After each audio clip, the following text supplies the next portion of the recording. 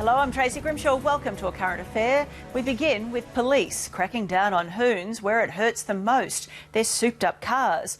Not only are drivers being targeted, but now so are their high-performance machines. Gonna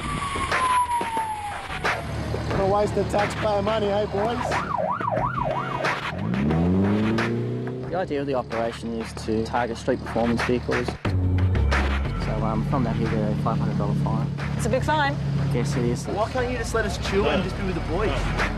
Rounding up the rev heads. I mean, seriously, what a joke. Checking cars, finding drivers and making our streets safer. This is Operation Hotrod. What do you think about being pulled over for this type of thing? Pretty annoying. A police crackdown on high-performance street cars and illegal modifications. Local residents are fed up with the noise and police are taking action. It's a two-pronged assault designed to round up as many cars as possible. So you need to pull out on the left-hand side of these cones. The first phase is a random breath test site set up at Bondi Primary School in Sydney's east. Every car that drives past is pulled in and the driver breathalyzed. From here, any vehicle suspected of illegal modifications is sent out the back to an inspection depot. You're just going to follow me right at the back, all right? In addition to the RBT, 8 highway cars are also out on the hunt, patrolling nearby streets and escorting souped-up cars back to the inspection site. All of the cars that are brought in are inspected by the police, the Roads Authority and the EPA. They're looking for possible illegal modifications. They're checking the window tinting, the tyres, and of course they're checking for noise, and some of them are very loud. What an absolute waste of taxpayer money. How many cops have we got here tonight? Inspector Stephen Greer is running the operation. He says the drivers can complain and whinge all they like, but the reality is, if their cars are legal, they won't be in trouble. If people are out there doing the wrong thing, they will be issued with infringement notices, and if their car is legal, they have nothing to worry about. A lot of cops, a lot of police car, a lot of personnel. I mean, seriously, what a joke. This car is given the OK, but the driver is far from impressed. Okay, they didn't find the drugs, eh, boys? The main complaint about souped-up cars is noise. During the checks, the Environment Protection Authority connects the device to the exhaust and measures exactly how loud it is. They've had a noise level of 105 decibels. 90 decibels is the limit. Yep. It's $500. There's no points off your licence. It's not a good night for the driver of this RX-7. Not only is his car too loud, it's also too low and the wheels are too big. But he's not alone. The defect notices are running hot all night. From the EPA's perspective, we've had 18 vehicles inspected.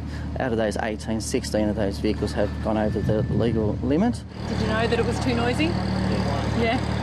But hoped you wouldn't get caught? I probably knew I'd get caught tonight. So will you go and get it fixed now?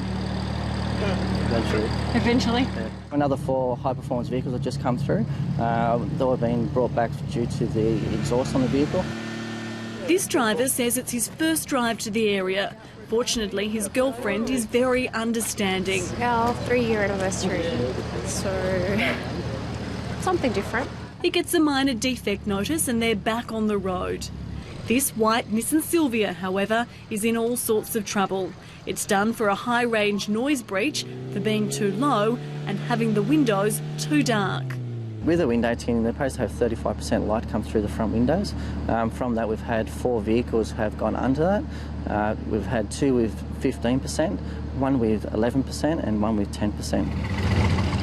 This red Commodore raises the officer's attention for a number of reasons. He had 2 smooth tyres, a cracked windscreen, the trims inside the vehicle were sharp and also had some leaky oil.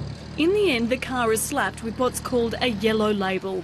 That means it can drive home, but has to be off the road in 3 hours and stay there until it's fixed. Out the front, police at the RBT and drug testing site are also busy. This driver has just returned a positive indicator on the drug test. He was driving his girlfriend's car and now has to provide a second sample. Is your handbrake on? Okay, left and right. Tonight's crackdown is also targeting dangerous taxis, drivers who are out working even though their cars don't meet basic safety standards. You've got 3 days to fix that. Okay, you get that signed off. 6 taxis in total are brought in and issued with defect notices, mostly for faulty headlights. Your first notice is for not having your worksheet. $75 fine, no points. Okay? The second one is having a defective headlight. $99 fine. One is also given a yellow label and ordered to head straight back to the base. It's been a wet, cold winter's night, but police say the operation is a success. We've had 30 cars inspected. From those 30 cars, 29 have been issued with defect notices. No stopping up there in the cul-de-sac. There's signs up everywhere. Between the 3 authorities, they've issued just under $20,000 worth of fines and infringement notices and warn, although tonight's operation was in Sydney, they'll be rolled out all over the country in the lead up to summer. Big sign up there saying no stopping. Just say no. It doesn't say no stopping unless you're hanging out with the boys, does it? Thank you. And I think that is what you call a zero tolerance policy.